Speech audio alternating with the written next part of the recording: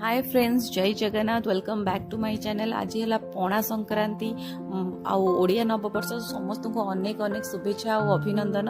पणा संक्रांति रे आज मु बनेछि बेल पणा, जोटा कि मोर ऑल टाइम फेवरेट।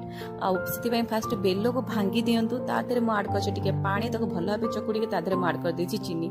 तापर एबे गोटे ग्लास रे मु बेल पणा नेछि, ता ऊपर पकेछि कटा कदली, तापर अंगूर, आपेल आउ तरबुज ए दिन में बहुत बढ़िया मिले, सेटा भी आपण माने ऐड करि परिबे। तापर मु अल्प कंचा आंब पकई देछि, तापर मु ऐड करछि टिके क्षीर दही, लास्ट को मु गोलमरिच गुंड पकईछि, जहा द्वारा कि गोटे बढ़िया टेस्ट आसीबो।